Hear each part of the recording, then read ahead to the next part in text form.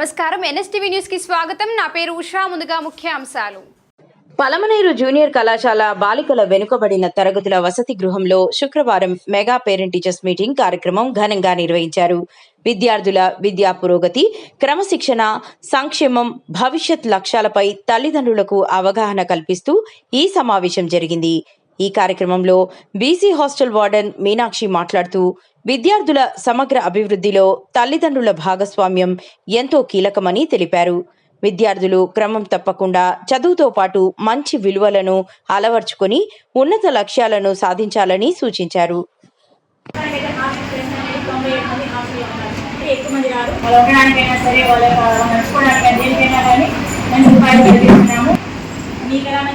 నాకు 97-100 మందిలో 25 మంది కూడా రాలే. What about 70%? అప్పుడు వాళ్ళ పిల్లల మీద ఆసక్తి లేదా? ఎలా అనేది ధ్యాస లేదా వాళ్ళకి? ఇట్లా మేస్తే అని ప్రభుత్వం ఏర్పాటు చేయడం చాలా సంతోషకరమైన విషయమే, కానీ ఎందుకు చేశారు అనే దాన్ని వదిలిపెట్టి చాలామంది పేరెంట్స్ టేక్ ఇట్ ఈజీ అనే దాని మీద ఉన్నారు.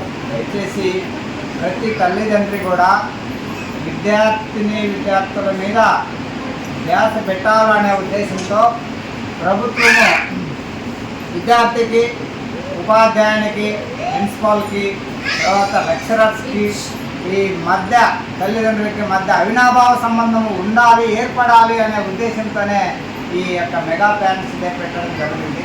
కాబట్టి దీని మీద మనం ఎప్పుడు కూడా పేరెంట్స్ అశ్రద్ధగా ఉండొద్దండి. ఇకపోతే హాస్టల్లో గత 10 సంవత్సరాల కొద్దీ ఇప్పుడు 100% మారినాయి. మరీ చెప్పాలంటే లాస్ట్ ఇయర్కి ఈ ఇయర్కి చాలా వరకు దాదాపు నేను వచ్చిన తర్వాత 50%, అప్పుడు 50%, ఇప్పుడు 100% చేంజ్ అయిపోయింది. ఏమిట్లో అంటే హాస్టల్కి కావాల్సిన ప్రతి చిన్న వస్తువు కూడా గవర్నమెంట్ సప్లై చేస్తుంది. లాస్ట్కి మేము ఒకప్పుడు అనుకునే వాళ్ళం, అయ్యో ఈ ఫినాయిల్ ఎవరిస్తారు, ఈ పరకలకు డబ్బులు ఎవరిస్తారు అని మేము చాలా బాధపడేవాళ్ళం. కానీ ఈరోజు అవి కూడా సప్లై చేస్తుంది. అవి సప్లై చేయడమే కాదు, శానిటేషన్ వర్కర్స్ని కూడా ఇస్తుంది. బాత్రూంలో లెట్రిన్లు క్లీన్ చేయడానికి మనుషులు ఇస్తుంది. తర్వాత సపరేట్గా స్వీపర్ పోస్ట్ అనేది అలాట్ చేసింది. మరీ పిల్లలు ఎక్కువైతే ఒక వంట మనిషి పోస్ట్ కూడా అలాట్ చేసింది. అసలు గవర్నమెంట్కి చాలా ధన్యవాదాలు తెలియజేస్తుంది. ఎందుకంటే మేము చేసే కాడ 200-300 మందికి కూడా ఒకరిద్దరితో పనిచేసాం. చాలా కష్టపడినాం, కానీ ఇప్పుడు చాలా సులభతరమైంది. కానీ విద్యార్థులకు కూడా వాళ్ళకి ఏం కావాలో అన్నీ సప్లై చేస్తాం.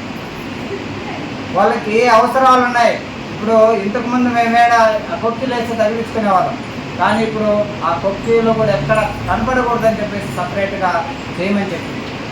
గవర్నమెంట్ ఆర్డర్ ఇచ్చింది. వారం లోపల మొత్తం ఎక్కడ సింతరబందులు ఉండకూడదు, నీట్గా రీపర్స్ కొట్టాలా, దాని కొక్కీలు తగిలేయాలి. బయట బట్టలు ఆరేసుకునే దానికి ఎవరు పట్టించుకునే వాళ్ళు కాదు. దానికి కూడా 4,840 రూపాయలు ఒక హ్యాంగరు, దాని ప్రకారం కూడా చేసి చెప్పినాను. ఖచ్చితంగా మీ హాస్టల్కి ఎన్ని అవసరం అవుతాయో అన్ని ఇవ్వండి, మేము బడ్జెట్ ఇస్తాం, మీరు తొందరలో చేయించండి అని కూడా అన్నాం. కాబట్టి అంతా బాగానే ఉంది. అల్లున్నట్ల చెందిందన్నట్ల మన పిల్లలు చదువు పైన వారికే కాకుండా మనకి కూడా శ్రద్ధ ఉండాలి. కాలేజీలో ఉంది చదివి నిరుత్సాహపడినప్పుడు మీరు ఉత్సాహపడతారు. సెలవులకు వచ్చినప్పుడు మీరు ఏం చేస్తారు? మీ అమ్మాయిలు సెలవులకు వస్తారు ఇంటికి, ఒక 3 రోజులు 4 రోజులు ఏం చేస్తారమ్మా చెప్పండి. ఖచ్చితంగా పని చేసి ఇది కరెక్ట్ చేసినాం, మీరు సమాధానం కరెక్ట్గా ఇవ్వండి అని చెప్తున్నాము.